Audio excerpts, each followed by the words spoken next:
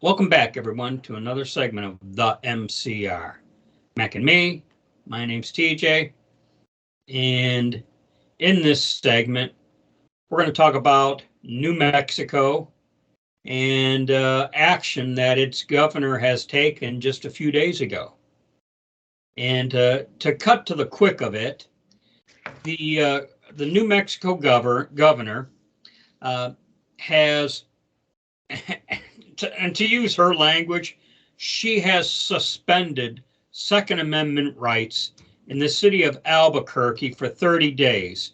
And this is a result of some of the growing violence there, to include the shooting deaths of I want to make sure I get this right.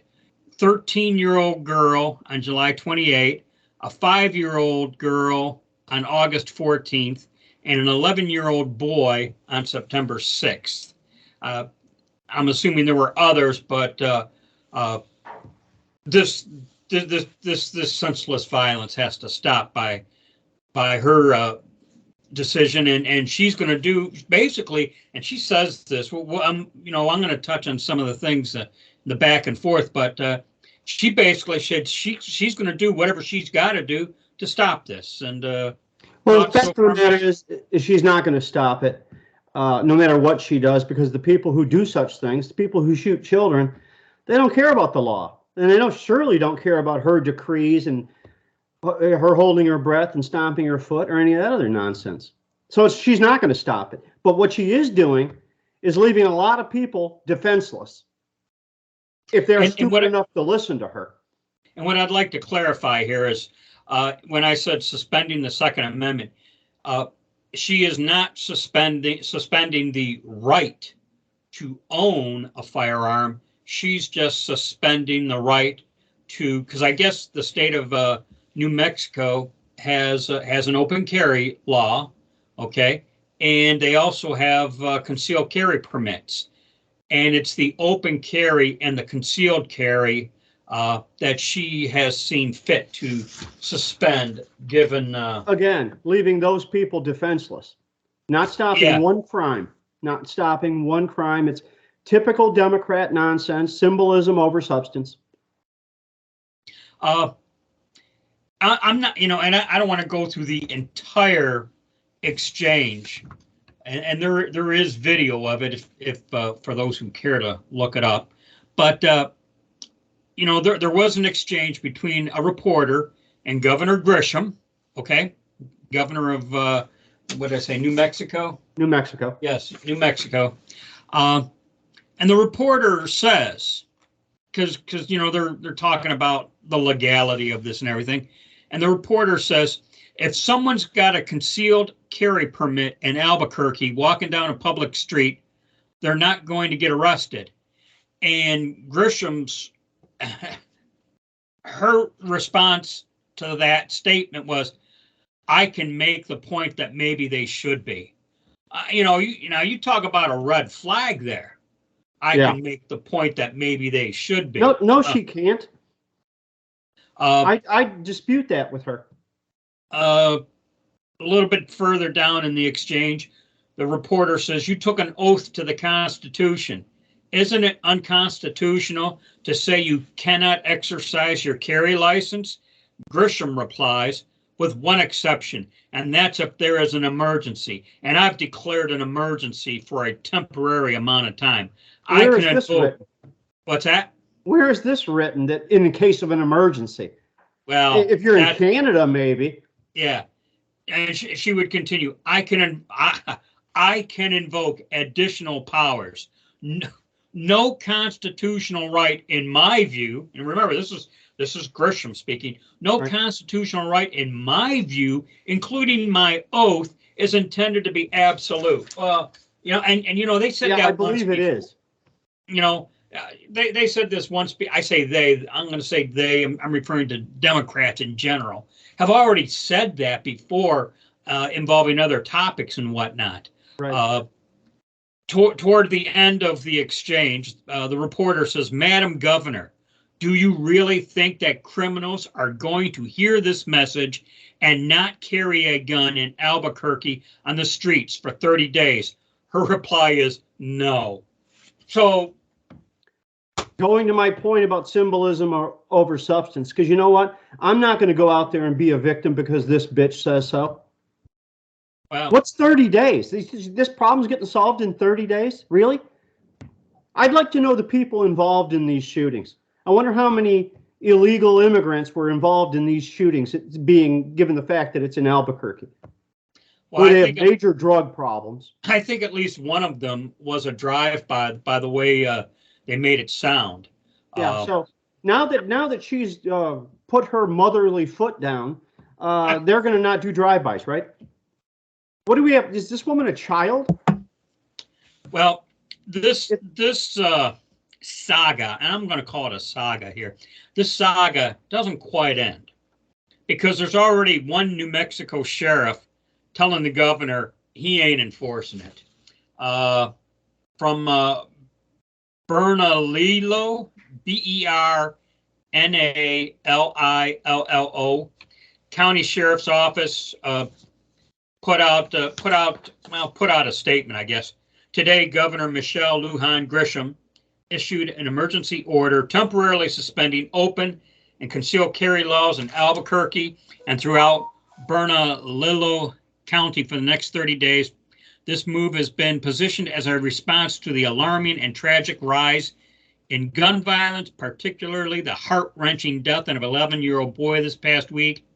Then he says, or the county sheriff's office says, first and foremost, every lost life is a tragedy, and the well-being of our community is paramount concern to their county. However, as the elected sheriff, I have reservations regarding this order. While I understand and appreciate the urgency, the temporary ban challenges the foundation of our Constitution, which I swore an oath to uphold. I am wary of placing my deputies in positions that could lead to civil liability conflicts, as well as potential risks posed by prohibiting law-abiding citizens from their constitutional right to self-defense. So basically, he's saying, hey, look, lady, you're putting me in a bind, you know? Well, I have to ask this question. This comes to my mind. So it's a 30-day ban right now. So when these killings continue, well, then it'll have to become permanent. Well, and I was just getting ready to say, with the Democrats, nothing's temporary. No. You remember what was step one. Hey, you remember what was only supposed to happen for 2 weeks a couple of years ago, right? Right, yeah, exactly. To flatten the curve. If we say, we'll get red flagged. Right, we can't say it, so at least not on false tube. Yeah. New Mexico state representatives are in the process of trying to bring this governor up on impeachment. They're going through the preliminary investigatory phase of impeachment. Whether or not they'll have enough votes to attempt this, only time will tell. Well, something's telling me there's just enough rhinos there. Oh yeah, absolutely. To assist the Democrats will stick with Democrats, even no matter how wrong they are. However, some Democrats did chirp in. California Democrat Congressman Ted Lieu wrote on X, talking about this order, how he understands, like the sheriff, how he understands the urgency and the want and desire. However, this order from Governor of New Mexico violates the U.S. Constitution. No state in the Union can suspend the federal Constitution. There is no such thing as a state public health emergency exception to the Constitution, as I said earlier. And even, you know who even chirped in on this and said it's unconstitutional? David Hogg said this is unconstitutional. Well, I, as you know, I like to theorize. And my theory is they don't want to rile up the pro-gun vote. Not before the election. Yeah, exactly. And, we can go back to Al Gore losing his presidential run when, because of the gun vote, he couldn't even win his own home state of Tennessee, which ultimately led to Bush defeating him in that presidential election. Yeah, that's right, because Florida wouldn't have mattered had he won Tennessee. Yes, that is So the correct. hanging chads and all that nonsense and all the drama wouldn't even And- have mattered had he won his own state. And if you recall, he went on a little sob tour and moaned about how the gun vote sunk him in his. Well, he said they're good voters. He said, "Hey guys, the gun owners are good voters," and I lost my own home state because I took a restricted gun possession. I'll just say I'm going to paraphrase and say an anti-gun position, and he couldn't even win his own home state of Tennessee. I say all that because I theorize that's what might be motivating Lou here. And if you know him, he's liberal as all get out. Well, he's in California too, so I think he's safe. But yeah, but he's probably considering the big picture there. And you want to know something? And I didn't see anything written on this. How much you want to make a bet Whitmer isn't taking notes on this? Oh, yeah, she'd love to do it here because she's of the same "I'm your mother, do it because I say so." Did your mom ever say that to you? You questioned her authorities because I said so. Every parent in the world has said that, except for maybe these new ones. Well, you just got to know Whitmer, as we like to call her. She's taking notes, and it's just this is how one state's politics affects another, you know. But and one final thought, and then whatever you got, Mac. But one final thought, and I've heard this on the news report before, and it always irritated me regarding carry permits. You know, the news would report, and I'm going back to the 1990s or whenever, when Michigan finally issued unrestricted. Now they call them CPLs, but before they were called CPLs, they were called CCWs, and they had levels or degrees of CCWs. You could get a CCW with so many restrictions; it wasn't really a CCW. But CPLs come with restrictions as well. Yeah, but back in the day when they were CCWs, it was almost a joke. But Macomb County was one of the first, if not the first, to issue unrestricted CCWs, if you recall. Yes. And when you had an unrestricted CCW, you really could carry anywhere, you know. Right. In the news, they made the comment, anyone in Macomb County can get a CCW. No, That's really. not true, right? You know, and this is what would fire me up. And I don't know if we've ever really talked about it much, but, you know, if you had an unpaid parking ticket, they would use that to deny you a CCW. Right. I mean, you had to be, your record had to be so pure and virtuous and spotless. And then I'd hear them on the news say, "Oh, anyone can get one." No, and even nowadays, if you're involved in domestic violence, you're not going to get it. Or say you have a restraint. If you're accused of it, you're not getting it.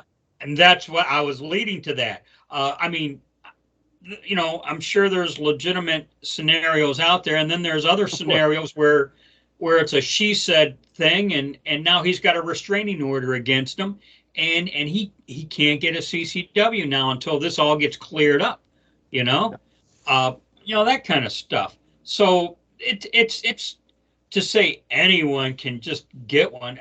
That's hard. That's so far from the truth. It sickens me every time I hear that. I would say it's disingenuous, but the person saying it, I know it's a lie. So that's all I have on this. If you have anything else, Mac. Nope, that's it. Okay. Well, thanks everyone. We'll catch you in our next rant, and hopefully we don't let you down. Please like, share, and subscribe, and feel free to stick it to ScrewTube. All right. Thanks. Bye, everyone.